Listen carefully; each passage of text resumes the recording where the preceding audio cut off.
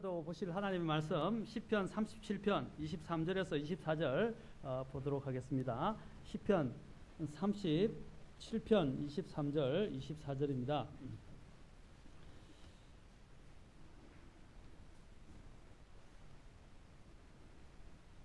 자, 37편 23, 24 다 같이 함께 또 읽도록 하겠습니다. 시작. 주께서 선한 사람의 걸음을 정하시고 그의 길을 기뻐하시는도다. 그가 넘어질지라도 완전히 쓰러지지 아니하리니 주께서 자신의 손으로 그를 떠받치시는도다. 아멘. 기도하겠습니다. 하나님, 또 이 시간도 주님 함께 해주시옵소서. 주님의 시간입니다. 주님께서 필요한 대로 먹여주시고 함께 해주시기를 원합니다. 저희의 정말 부족한 것 어리석음을 감추시고 하나님의 그 능력의 말씀만이 우리에게 남을 수 있도록 하여 주옵소서. 예수님의 이름으로 기도합니다. 아멘. 앉으시겠습니다. 자, 우리는 지금 실패를 통한 또한 성장에 대해서 지금 계속 여러분들에게 말씀드리고 있습니다.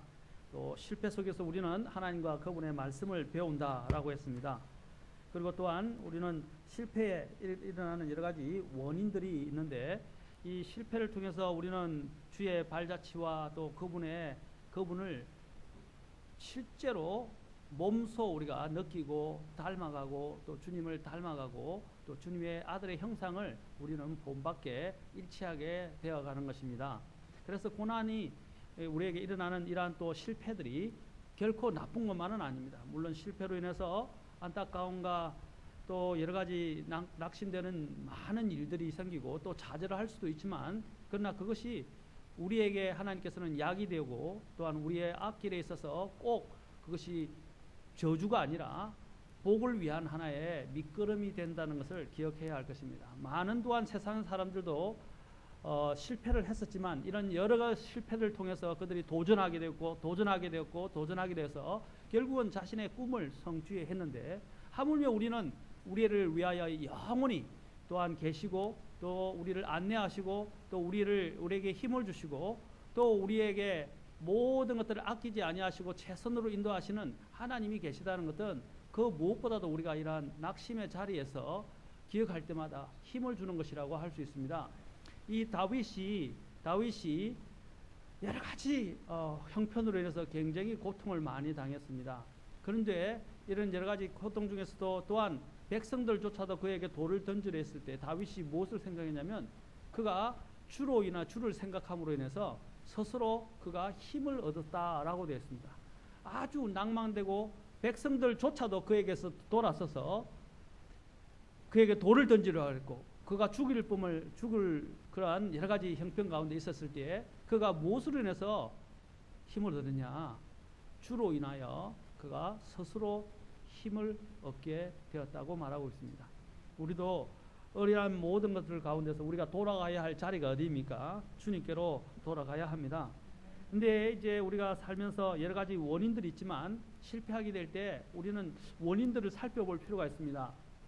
우리가 이런 실패할 때 과연 우리가 원인을 찾지 못한다면 그 동일한 일들을 반복하게 되고 반복이 계속 일어나게 되면 뭐냐면 나중에는 결국 스스로도 돌이킬 수 없는 그러한 자기 자책감과 정죄감에 빠지게 돼요. 굉장히 위험합니다. 우리도 다 알아요. 우리가 하나님 앞에 나아가는데 왜 이게 문제가 생기냐면 성숙한 사람과 성숙하지 않은 사람의 차이가 뭔지 아십니까? 성숙한 사람도 넘어져요. 우리도 아까 살펴봤던 믿음의 영웅들도 넘어집니다. 믿음의 영웅들과 믿음이 연약한 사람의 차이가 뭡니까? 믿음의 영웅들도 넘어지지만 그들은 바로 거기서 돌이켜서 하나님께로 나아간다는 것입니다. 그런데 믿음이 연약한 사람들은 자기 정죄감에 빠지고 자책감에 빠지고 심지어는 어떻게 하나님이 없는 것처럼 느껴지고 또 하나님을 신뢰하는 마음이 더 약해져서 어떻게 해요? 결국은 하나님 앞에 더 가까이 이르지 못하게 되고 믿음에서 떨어져 나갈 수가 있게 됩니다.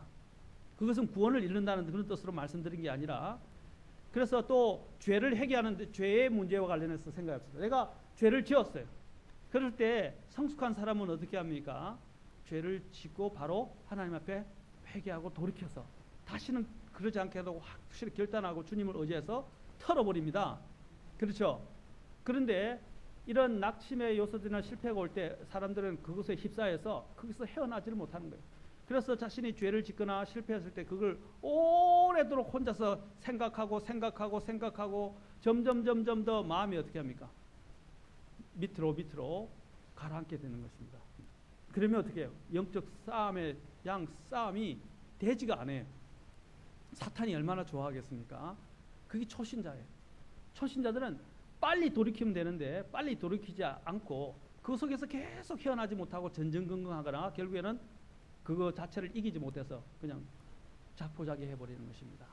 이전에 실제로 제가 참 이 한국적 정서하고 미국적 정서가 좀 많이 다르다는 것을 많이 느꼈고 저도 도전이 되었던 때가 있었는데 미국에도 유명한 그 성경 연설가이시고 성경을 강연회 하시는 분이시고 또 굉장히 근본주의 독립 침례 신앙을 우리 침례 신앙을 아주 잘 표방하고 많은 분들에게 도움을 주시는 분이 있습니다. 그분의 이름은 데이비 클라우드입니다.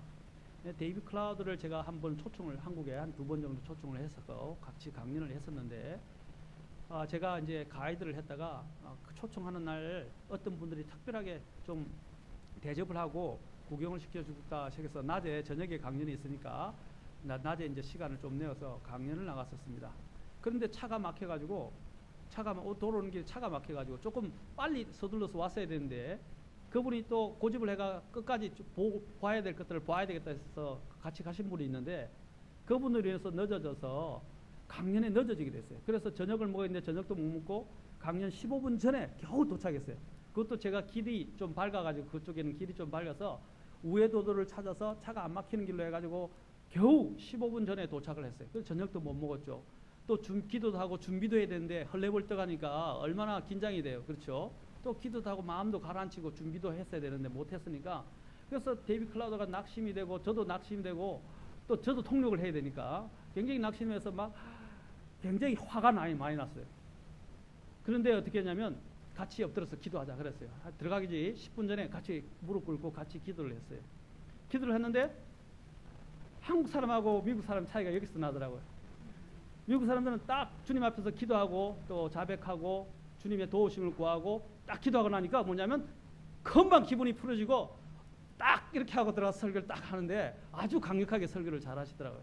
근데 한국 사람들은 그렇지 못해서 어떻게 합니까? 계속 마음에 남아있는 거예요. 그렇죠?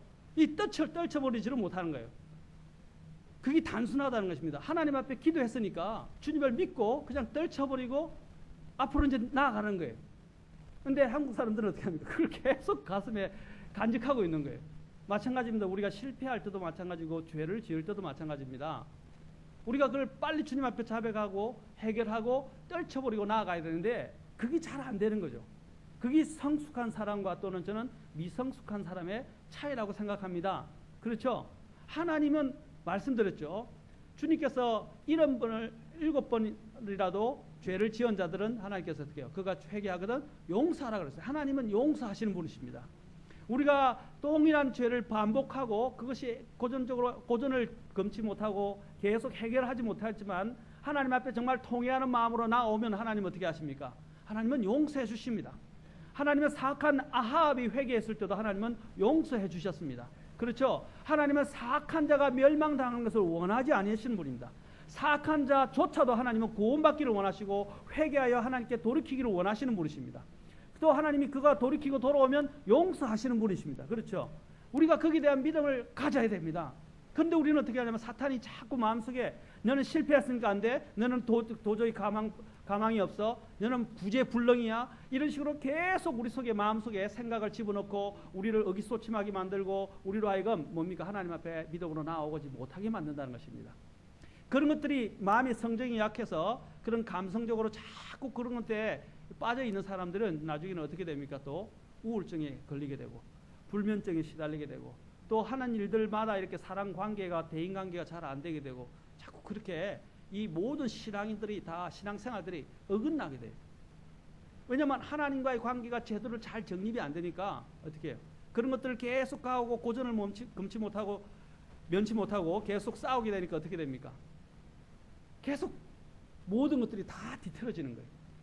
겉으로 볼 때는 아무 문제가 없는 것 같지만 실제적인 이런 하나님과의 관계, 사랑 관계가 안 되어지니까 신앙생활에 성장이 없고 또 유익이 없어지게 됩니다. 그러면 어떻게 해요? 이제는 자기가 힘들어지니까 교회도 한 번씩 빠지기 시작하고, 또 교회가 빠지기 시작하니까 어떻게 해요? 이제 두 번째 또 빠지면 또 더 민망해서 또 안 갈라 그러고, 세 번째 빠지면 이제 이참에 좀 쉬자. 이제 쉬자 그러면 아예 교회 생활을 이제 안 하게 돼요. 그런 경우들을 저는 자주 봤습니다. 마찬가지로 우리의 신앙생활에서 우리가 문제가 발생했을 때 어떻게 해야 됩니까? 즉각 빨리 해결하셔야 돼요. 그리고 믿음으로 하나님 앞에 자백하고 주님께 맡겼으면 어떻게 해요? 잊어버리라는 것입니다. 잊어버리고 믿음으로 믿음의 길들을 다시 시작하라는 것입니다. 다시 시작해도 늦지 않습니다. 그렇죠? 그리고 그것을 통해서 뼈아픈 교훈을 얻었다면 이제는 더 강한 마음의 결단을 갖고 주님의 도우심을 구하고 주님의 능력이 내 안에 있기 때문에 주님을 의지해서 나아간다면 이제 내가 반복적으로 해결하지 못했던 죄의 문제나 또 실패의 문제들도 어떻게 됩니까? 극복할 수 있는 힘이 생깁니다. 하나님은 우리를 돕는 자이십니다. 그렇죠? 그리고 우리에게 힘을 주시는 분입니다. 믿어보세요. 그리고 하나님께 맡겨보세요. 그러면 하나님이 도우시는 것과 또 여러 가지 주변 상황들을 정리해 주시고 또 나에게 힘을 주시는 것을 우리는 느낄 수 있다는 것입니다. 자, 우리가 이렇게 실패하게 되는 원인들 중에는 교만과 자기의가 있다고 했습니다. 첫째는 우리가 이런 분들을 왜 살피느냐, 이것을 제대로 알아야 나의 문제점을 발견하고 그렇죠? 해결을 할 거 아닙니까? 또 주님 앞에 기도할 때는 구체적으로 기도해야 합니다. 두리뭉실하게 기도하지 마십시오. 내 죄를 고백할 때도 뭡니까? 내 죄가 구체적으로 뭔지를 고백해야지, 그렇죠? 하는 것이 필요합니다. 또 기도를 내가 결혼을 앞두고 있고 또 여러 가지 문제들을 가지고 기도하는데 하나님이 다 아시죠? 이런 식으로 기도하면 안 된다는 거죠. 구체적으로 하나님 앞에 기도하라는 것입니다. 언급하라는 것입니다. 그렇죠? 하나님이 그 길들을 인도해 주실 것입니다. 그래야 하나님이 내가 응답을 해 주셨을 때, 내게 응답을 해 주셨을 때, 아, 이렇게 하나님이 구체적으로 응답해 주셨다는 것들을 우리가 목도하게 되고 또 간증하게 되고 또 나중에는 하나님께 영광을 돌리게 됩니다. 그렇죠? 우리 하은이나 이제 하영이도 마찬가지로 이제 곧 대학 들어가고 이제 곧 시집 가게 돼요. 지금부터 배우자를 위해서 기도해야 돼요. 그렇죠? 우리 딸들을 위해서도 내가 어리지만 지금부터 배우자를 위해서 기도합니다. 같이 기도할 때 배우자를 위해서 기도해요. 마찬가지로 지금부터 기도하세요. 지금부터 하나의 미래의 비전을 위해서. 그런데 여러분들이 기도해야 하는 가장 중요한 건 뭐냐면 내가 직장을 구하는 문제나 또 아니면 또한 결혼을 하는 문제나 무엇을 하든 간에 항상 하나님을 섬길 수 있고 하나님께서 떨어져 나가지 않는 그러한 믿음의 생활을 할 수 있도록 기도해야 합니다. 그것을 위해서 기도할 뿐 아니라 그런 직장을 찾아야 하고 그런 배우자를 만나야 돼요. 그걸 위해서 기도해야 돼요. 참 배우자 잘못 만나면요 진짜 나쁜 말로 빼도 박도 못합니다. 말로 형용할 수가 없어요. 평생 살아가야 될 문제인데 정말 힘든 것입니다. 저희 집사람이 웃는 것 같은데 비웃는 건지 좋게 웃는 건지 잘 모르겠는데 어떤 배우자를 잘 만나야 돼요. 그건 굉장히 중요한 문제입니다.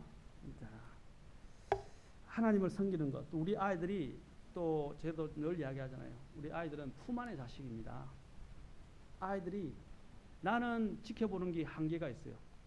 그가 출가를 하게 되고, 그렇죠? 자녀들 출가하게 되면 이제 내 손을 떠납니다. 그러면 그 아이를 지킬 수 있는 분이 누구입니까? 하나님밖에 없어요. 그래서 그 아이들 속에 하나님이 살아계시도록 기도하고 하나님이 신겨주고 그가 잠시 이렇게 뒤처지고 또 잠시 방황할 수는 있겠지만 하나님 어머니의 기도가 있었고 또 본이 있었다면 그는 반드시 돌아옵니다. 그렇죠? 그걸 믿어요. 그래서 하나님을 섬기는 자녀가 되도록, 그렇죠? 그것을 위해서 기도해야 합니다. 자, 우리 하영이, 하은이 기도하세요. 지금부터 기도할 거죠? 지금부터 기도해요. 자, 그 다음에 우리가 불순종 때문에 또 교만과 자기의가 있고, 그 다음에 두 번째는 불순종 때문에 또한 우리가 실패하게 되고, 세 번째로는 제가 사탄의 시기와 또 시험 때문에 일어난다고 했습니다. 이제 네 번째로는 또 사람에 대한 두려움 때문에 우리가 실패하기도 합니다. 자, 이 사람을 두려워하는 것, 이것은 참 큰 일입니다. 우리가 살면서 사람의 눈치를 보게 되고 또 사람과의 관계를 생각하지 않을 수 없습니다. 그런데 이런 사람과의 관계 때문에 진리를 타협하고 또한 진리에 불순종하는 경우들이 생깁니다. 그렇죠? 또 사람들에게 어려움을 끼치지 않기 위해서, 손해보지 않기 위해서 저 사람을 지키려다가 우리는 진리를 희생시켜서는 안 됩니다. 어떤 일이 있어도 진리를 희생시키는 일이 있어서는 안 됩니다. 오늘날 교회의 문제가 뭡니까? 목회자들의 문제가 무엇입니까? 오늘 이런 많은 세속적인 이런 교회들의, 기성 교회들의 문제가 무엇입니까? 사람들의 구미를 맞춰주고 사람들의 귀를 즐겁게 하고 사람들의 마음에 맞는 기쁜 설교를 하려다 보니까 어떻게 해요? 진리를 타협시키는 거예요. 죄에 대해서 경고하지도 않고, 그렇죠? 교회 안에 징계도 없어지고 또 교회 안에서 이런 순결을 지키려고 하는 그런 일들이 없다는 것이죠. 그래서 교회 안에서 죄가 만연한데도 불구하고 죄를 끊어내지도 않고 죄에 대해 경고하지도 않고 죄에 대해서 징계하지도 않고 사람들 그대로 내버려 두는 것입니다. 일반 교회 저도 다녔지만은 저는 그런 것을 용납하지 않을 것입니다. 기존의 새신자들 같은 경우는 아직 신앙이 어리기 때문에 말씀을 통해서 충분히 양육을 해서 그 정도 성장해야 되지만, 만약에 이 기존에 이제 있는 리더 자리에 있거나 오랜 동안 신앙생활에서 교회 책임을 맡은 사람들이 만약에 죄의 문제에 빠지게 돼서 공개적으로 죄의 문제가 드러나게 된다면 그건 단호하게 제가 분명히 다루게 될 것입니다. 왜냐하면 그 죄의 문제를 내버려두면 누룩처럼 번지게 되거든요. 그렇죠? 그래서 그런 죄의 문제는 경고해야 되고 다뤄져야 합니다. 일반 교회들 보니까 보면 청년들이 모임을 끝나고 난 다음에 2차는 사실 노래방 가고 3차에서는 같이 맥주를 마시고 4차에서는 또 심지어는 더 좋지 않은 데까지 가고 그런 일들이 실제로 저 봤었어요. 그리고 주변에서도 많이 들었어요. 어떻게 그런 일들이 있을 수 있습니까? 그렇죠? 교회 와서는 거룩한 척하고 나가서는 동일하게 그런 세상의 죄에 빠지는 것들을, 그것이 분명히 공공연히 알려져 있는데도 그걸 목회자가 아무 말도 하지 않고 성도를 모으고 숫자들을 교회 안에 채우기 위해서 그들에게 경고도 하지 않는다면 그것은 교회의 역할을 하지 않는 것이고, 목회자가 목회의 역할을 하지 않는 것이고, 목회자가 하나님을 두려워하기보다는 사람을 두려워하는 것입니다. 그 사람을 1년 한이 있더라도 그 문제에 대해서는 분명히 경고해야 하고, 그렇죠? 또 그것을 다루어야 한다면 징계를 해야 합니다. 이제 이 교회적인 면에서도 그렇습니다. 그러나 또 바깥에서도 마찬가지입니다. 우리가 사람의 두려움 때문에 직장에서 하지 말아야 할 일들을 할 수가 있죠. 그렇죠? 또 사람들을 기쁘게 하기 위해서 또한 하나님을 희생시키는 경우도 많다는 것입니다. 예를 들면 다음에 제가 설교를 구체적으로 하겠지만 저는 늘 이야기합니다. 죽은 사람은 죽은 자로 하여금 장사 지내게 하라. 그렇죠? 이 말의 의미를 여러분이 배우셔야 돼요. 우리는 죽은 자들 기쁘게 하기 위해 하나님의 보시기 죽은 자들이죠. 구원받지 않은 자들. 그 구원받지 않은 자들을 비유를 맞추고 우리는 이렇게 이야기합니다. 내가 잘해주면 그들도 구원받을 수 있지 않겠느냐 나중에. 그래서 잘해주려고 한다. 예, 잘해줘야 합니다. 간증을 보여야 합니다. 그러나 하나님을 희생시키고 하나님의 진리를 희생시키고 또 하나님에 대한 믿음과 내가 신앙생활까지 희생시켜가면서 그 죽은 자들을 위해서 일해서는 안 된다는 거예요. 이 원칙이 안 세워지면 여러분 하나님이 축복하는 데 많은 장애가 있습니다. 하나님은 먼저 하나님의 왕국과 그분의 의를 구하라 그랬죠. 무슨 뜻인지 아시겠습니까? 하나님께 맡기십시오. 그리고 하나님 것을 희생시키지 마십시오. 우리는 이제 바뀌어져야 합니다. 특히 주일 같은 경우도 마찬가지입니다. 주일은 우리가 생각할 대로 취사 선택할 수 있는 것이라고 생각하는데 저는 주일 일반 세속교회처럼 안식일이 주일이 된 걸 말하지 않습니다. 분명히 성경은 그러나 주일 성수에 대해서는 말하고 있다는 것입니다. 어떻게 이야기하느냐? 다음에 구체적으로 설교하고 주일의 중요성에 대해서 설교하겠지만 주일은 성경에서 The Lord's Day, 주의 날이라고 이야기합니다. 우리가 만찬을 이야기할 때 주의 만찬이라고 이야기합니다. 그것을 죄송합니다. 영어로 The Lord's Table이라고 고린도서에 나와요. 주님의 상이라고 되어 있습니다. 그게 만찬을 이야기하는 건데 주님께 속한 만찬이죠. 만찬을 중요시 여기죠, 여러분. 그렇죠? 마찬가지입니다. 계시록 1장에 보면 그것은 주의 날이라고 되어 있어요. 그것은 주일이라고 우리가 보통 부르죠. 왜 주일이라고 부릅니까? 그리스도인들은 주님을 경배하기 위해서 주께서 정하신 날이라는 것입니다. 그런데 우리가 그 날을 희생시키면서 사람들을 기쁘게 하려고 해서는 부득이한 경우는 있어요. 정말 부득이한 경우는 그것은 하나님이 아십니다. 그러나 우리가 공공연하게 어떤 자신들의 개인적인 볼일로 말미암아서 또 개인적인 여러 가지 여가활동이나 또 일들로 말미암아서 우리가 이 주일을 희생시키면 안 됩니다. 우리가 이런 부분들이 사람을 두려워하는 데서 사실 많이 생깁니다. 사람을 두려워하는 것, 이것은 결국 그것이 우리에게 그 당시는 유익이 될 것처럼 보이지만 결국은 손해입니다. 뭐라고 그랬습니까? 하나님은 그분의 길을 기쁘시게 하면요, 하나님이 그 원수와도 더불어 어떻게 해요? 다 화목하게 하시는 분이십니다. 내가 하나님 앞에 온전히 순종하면 어떻게 합니까? 모든 불복종하는 것들을 하나님은 다 응징하실 것입니다. 누가 하게 하는 겁니까? 하나님이 하게 해야 됩니다.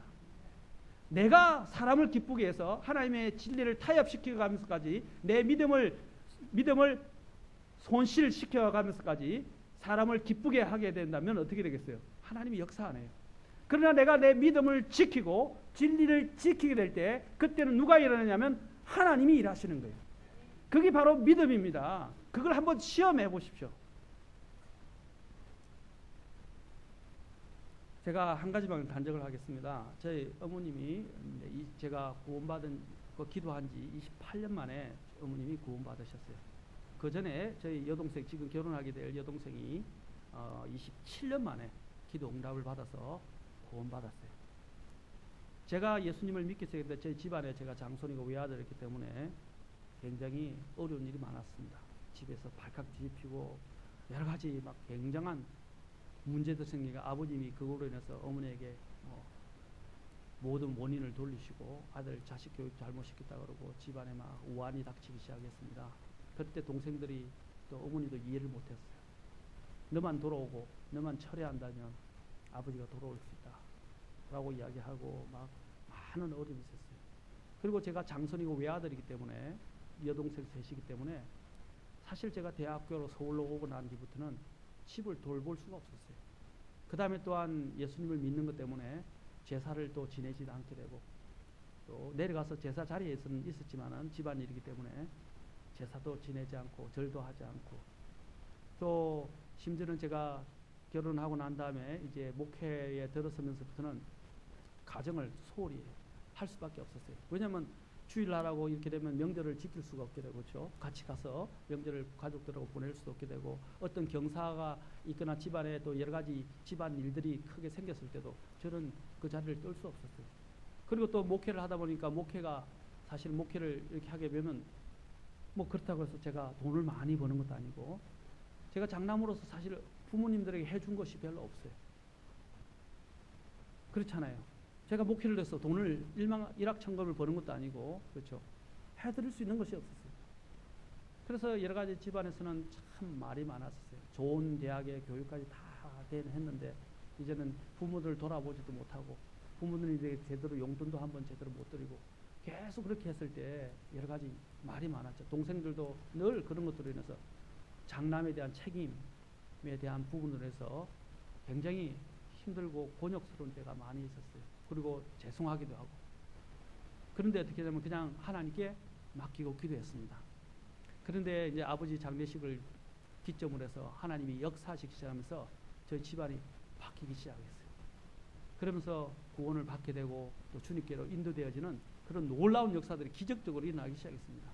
저는 부모님에게 제대로 해드리지도 못했어요. 오히려 불효자식이라고 소리도 들었고 또 집안에 성실하지 못한 장남 노릇을 못하는 사람으로 찍혔었습니다.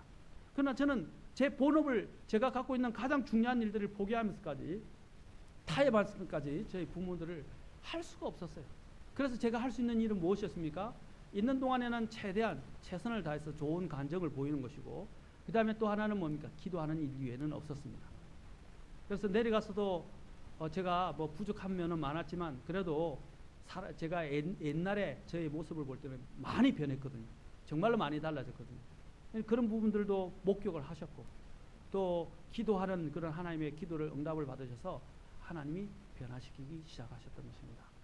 이제 제가 말하는 요지는 그것입니다. 우리가 하나님 것을 포기하지 마시고 그걸 희생시켜서는 안 되고 믿음을 지키십시오. 그리고 하나님께 매달려 기도하시고 선한 간정을 보이기 시작하십시오. 그러면 하나님께서 어떻게 하시냐? 일하시기 시작하십니다. 내가 생각하지 않은 방법으로 하나님은 일하십니다. 그걸 믿으셔야 돼요. 내가 하려고 하지 마세요. 나는 사람을 변화시킬 수 없어요. 내가 조금 이렇게 그 사람들을 잘해주면 그 사람이 마음이 돌아올 것 같죠? 아닙니다. 하나님께서 하나님 것을 희생시키면서까지 그 사람들의 마음을 얻으려면 그것은 오히려 손실입니다. 사람들에게는 조금 못하더라도 하나님께 마땅히 해야 할 것들을 하시기 바랍니다. 그것이 바로 하나님이 실패 가운데서 하나님이 일하시게 하는 그런 믿음의 능력이라고 할 수 있습니다. 그래서 사람을 두려워해서는 안 된다는 것입니다. 그렇죠? 자, 다섯 번째로는 우리가 또 실패하게 되는 이유는 부주의와 성급함 때문입니다. 부주의와 성급함. 이거 한 가지만 더 하겠습니다. 오늘 이 부주의와 성급함으로 인해서 실패한 대표적인 성경 인물이 있는데 바로 베드로를 우리는 꼽을 수 있을 것입니다. 베드로. 그는 너무나 성급하고 다혈질적이었어요. 그렇죠? 그는 항상 앞서기를 좋아했고 말하기를 좋아했어요. 왜냐하면 그것은 그 마음은 이해해요. 저는 그 마음이 나쁘다고 그러는 게 아니에요. 근데 좀 더 생각하고 진지하게 좀 접근을 해야 되는데 말부터 먼저 내뱉는 거죠. 그렇죠? 베드로가 그런 성격이었습니다. 그래서 신중하지 못했어요. 자신이 할 수 있는 것과 또 할 수 없는 것들을 구분하지도 못하고 모르고 무조건 나서기를 좋아했습니다. 성경을 보면 이러한 그의 기질을 볼 수 있는 세 가지 사건을 볼 수 있는데 무리로 걸어오는 예수님을 보고는 자신도 걸어가게 해달라고 했죠. 좋은 믿음이죠. 다른 사람보다 뛰어난 믿음이었어요. 그러나 물에 뛰어들긴 했지만 어떻게 해요? 그는 주님을 보고 갔어야 되는데 주님을 보고 그 용기를 얻어서 물에 뛰어들었지만 어떻게 해요? 오는 파도를 보고 그는 또 빠져서 어떻게 해요? 주님 구해달라고 요청하지 않았습니까? 그래서 주님께서 뭐라고 했어요? 그를 건져주시고 믿음이 없는 자라고 주께서 책망하셨어요. 맞습니까? 예, 그의 문제는 바로 그것이었습니다. 성급하게 항상 뛰어들고 그 다음에 시작하고 오는 끝까지 마무리를 못하는 사람이었습니다. 또 주님께서는 너는 나를 누구라 하느냐라고 제자들에게 물으셨을 때 주님께서 이제 베드로는 뭐라고 고백했습니까? 주님에 대해서 그리스도시요 살아계신 하나님의 아들이란 놀라운 대답을 하고는 이내 나중에 어떻게 합니까? 예수님께서 내가 죽으러 간다, 십자가를 지러 간다니까 그렇게 되면 안 됩니다 하고 주님을 만류했죠. 그때 주님이 뭐라고 했습니까? 사탄아 내 뒤로 물러가라 라고 말씀하셨어요. 베드로를 보고 성령 하나님이 아니시면 네가 그렇게 고백할 수 없다고 이야기하셨는데 그렇게 큰 칭찬을 받았는데 바로 그 뒤에는 사탄아 내 뒤로 물러가라 라고 주님이 책망하셨어요. 이게 베드로의 극과 극의 모습입니다. 우리도 마찬가지죠. 하나님 앞에 이제 나는 할 수 있다고 막 믿음으로 승리했다고 생각했는데 바로 그 뒤에서 또 믿음에 의해서 어떻게 해요? 그 성격 때문에 자빠져서 침체에 빠지고 우울증에 빠지는 경우도 있죠. 또 그가 또 주님을 부인하지 않겠다고 주님 앞에 약속했지 않습니까? 그런데 그는 3번이나 주님을 부인했습니다. 무엇을 말하는 것입니까? 바로 부주의함과 성급함입니다. 우리가 사실 너무 서둘러요. 너무 공사가 다 망한 사람도 많고 또 여기 보면 좀 생각해야 합니다. 제가 좋아하는 말이 있는데 저도 좀 성급한 편이에요. 생각이 들면 바로 행동으로 옮기려는 그런 좀 기질을 많이 갖고 있었어요. 근데 이제 주님 앞에서는 많이 달라지고 많이 느긋해지고 또 나이가 들면서 이제 여러 가지 실패도 많이 겪으면서 그렇게 해서는 안 되구나 하는 것을 배우게 되었습니다. 또 기도해야 된다는 것도 배우게 되었습니다. 이 보통 한자 성어 중에는 3, 4, 1언이란 말이 있어요. 3, 4, 1언. 그렇죠? 그게 뭐냐? 이제 언은 꼭 말만을 이야기하는 것이 아니고 우리 행동 거지를 다 이야기합니다.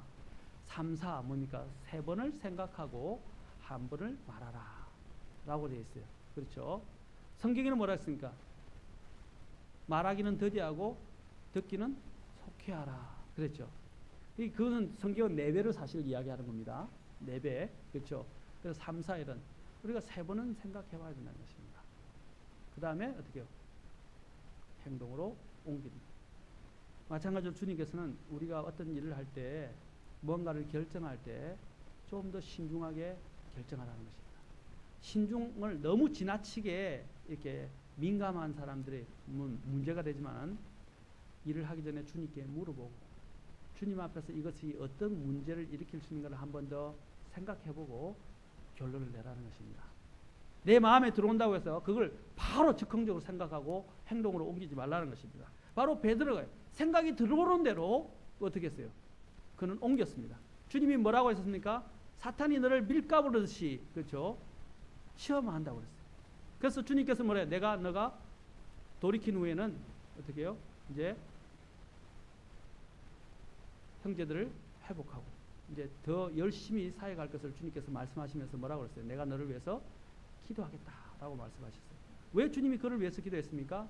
그의 성급함이 많은 일들을 그르칠 것을 주님은 알고 계셨기 때문입니다. 그래서 주님은 그를 위해서 할 수 있는 것은 무엇이었습니까? 기도하시는 것이었습니다. 그가 이 실패를 통해서 그가 배우지 않는다면 그는 깨달을 수 없었기 때문에 주께서 허락해 주셨어요. 그리고 알게 하셨어요. 그래서 주님 앞에 3번 부인하고 난 다음에 어떻게 했습니까? 그는 변하기 시작했습니다. 또 성령이 그에게 약속대로 오셔서 그로 하여금 그 모든 자신의 그런 성격을 어떻게 해요? 극복하게 해주셨어요. 그렇죠. 자, 이것이 우리가 생활하는데도 동일하게 일어날 수 있는 그런 문제들입니다. 주님께서는 이 베드로를 위해서 기도하시겠다고 하시고 부활하신 후에는 조용히 그를 찾아오셔서 너가 나를 사랑하느냐라고 물으셨습니다. 그리고 그가 하나님에 대한 사랑을 회복할 수 있도록 기회를 주셨습니다. 참 우리 주님은 대단하신 분이죠. 베드로가 3번이나 부인했는데 또 주님 앞에서 함부로 행동을 해서 그죠? 일을 많이 거르쳤는데 주님은 그에게 또다시 회복할 수 있는 기회를 주셨습니다. 이게 우리 주님의 마음이에요. 그러나 우리가 주님 앞에 접근할 때는 어떻게 해야 됩니까? 성급하게 접근하지 말라는 것입니다. 뭐 이야기할 수는 있어요. 언어를 구할 수는 있어요. 그러나 성급하게 결정하지 말고 성급하게 말하지 말고 또 성급하게 뭡니까? 그 일에 뛰어들지 말라는 것입니다. 또 우리가 어떤 문제를 가지고 있을 때 먼저 하나님 앞에 기도해 보셨냐는 것입니다. 우리는 기도 안 해보고 이 사람한테 저 사람한테 이 방법 저 방법을 다 강구합니다. 그렇죠? 기도하세요. 주님이 이 베드로를 위해서 하신 일은 무엇이었습니까? 좋게 건면하시고 기도하시겠다고 하셨어요. 내가 너를 위해 기도하겠노라. 여러분도 마찬가지입니다.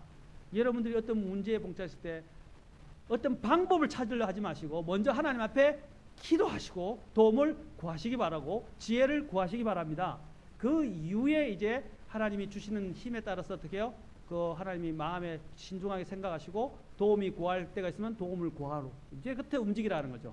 그러면 하나님이 돕는 능력을 주시고 또 돕는 손길을 주실 것이고 또 모든 이런 일들을 지혜롭게 이루어갈 수 있도록 역사하실 것입니다. 그렇죠. 기도하라는 것입니다. 그렇죠. 우리에게도 순간적으로 보는 것, 듣는 것에 자극을 받아서 충동적으로 일에 뛰어들 때가 있는데 면밀히 살펴볼 때 하나님의 계획이나 뜻과는 상관이 없을 수도 있고 실패라는 결과를 초래할 수 있음을 우리는 오늘 배우고 기억해야 할 것입니다. 자, 사람에 대한 두려움을 우리는 벗어버려야 합니다. 사람에 대한 두려움에 대해서는 잠언 29장에서도 이야기하죠. 사람을 두려워하면 올무에 걸리려니와 하나님을 신뢰하는 자는 안전하니라. 그렇죠. 사람을 두려워하는 자는 올무에 걸린다고 그랬어요. 그게 영적 올무라는 것입니다. 그렇죠. 하나님이 일하시게 하십시오. 하나님이 그 원수들이나 우리를 대적하는 사람들이나 또 우리가 두려워하는 사람들을 다루게 하십시오. 내가 다루려 하지 마십시오. 말 안 듣는 남편, 내가 성경을 들이밀고 훈계하고 가르치고 바가지 끓는다고 남편 변화됩니까? 안 되죠. 그런데 잘 안 되죠. 그렇죠. 그걸 알면서도 잘 안 되죠. 하나님께 요구해서 기도해서 하나님이 변하게 하십시오. 하나님의 손 안에서 무너지게 하시고 변화받게 하시기 바랍니다. 내 자녀들도 마찬가지입니다. 물론 자녀들은 부모의 책임이 있기 때문에 그가 미성년자일 때는 어떻게 됩니까? 부모가 가르쳐야 합니다. 그렇죠? 부지런히 가르쳐야 됩니다.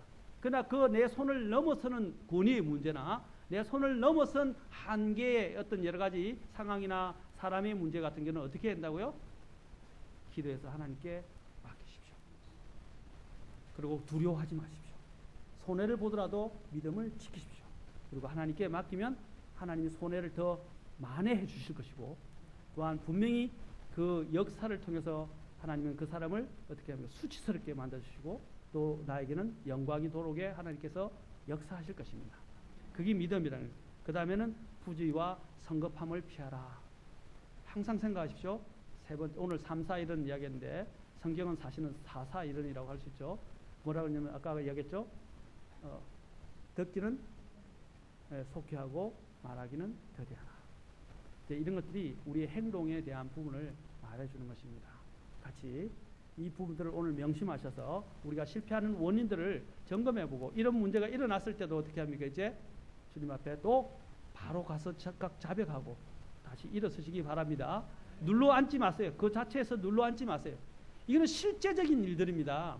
우리가 안다고 이야기하지만 실제 삶을 살면서 이것들이 실제적으로 못하고 있는 것들 중에 하나예요. 많은 성숙한 사람들도 무너지는 문제가 바로 이 문제들입니다. 잘 생각하시고 오늘 나의 삶에 적용하셔서 승리하시고, 또 혹시 무너지더라도 주님을 믿는 믿음으로 다시 일어서시기 바랍니다. 오늘 말씀에 있는 것처럼 다시 일어서시기 바랍니다. 넘어질지라도 완전히 쓰러지지 아니하리니 주께서 자신의 손으로 그를 떠받치시는 도다. 아멘. 기도하시겠습니다. 다 같이 일어서시고 눈을 감으시고 머리 숙이시고. 참 우리는 연약합니다. 참 얼마나 많은 곳에서 걸려 넘어집니까? 그리고 얼마나 실패를 자주 합니까? 그리고 또한 우리가 실패하셔서 실패 속에서 빠져서 그 생각 속에서 헤어나지 못하고 전전긍긍하고, 또한 낙담하고, 또한 좌절하고 침체에 빠지기도 얼마나 많습니까? 또 그것을 내버려 두어서 오랫동안 방치하는 경우도 얼마나 많이 있습니까? 오늘 주님 앞에 나오십시오. 적극적으로 오늘 내가 하지 못한 것들이 있으면 자백하고 해결하시고, 실패할 때 또 실패를 주님 앞에 정직하게 아뢰고 도움을 구하고, 또 주님 앞에서 힘을 얻을 수 있도록, 지혜를 얻을 수 있도록 기도하시기 바랍니다. 그리고 오늘 사람을 두려워하지 않게 하는 믿음을 지키는 사람이 되게 해달라고 기도하십시오.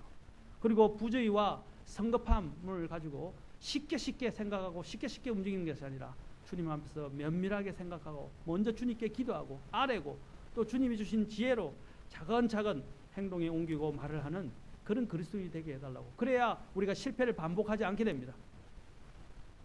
그리고 주님께 영광을 돌릴 수 있도록 기도하시기 바랍니다. 같이 기도하시겠습니다.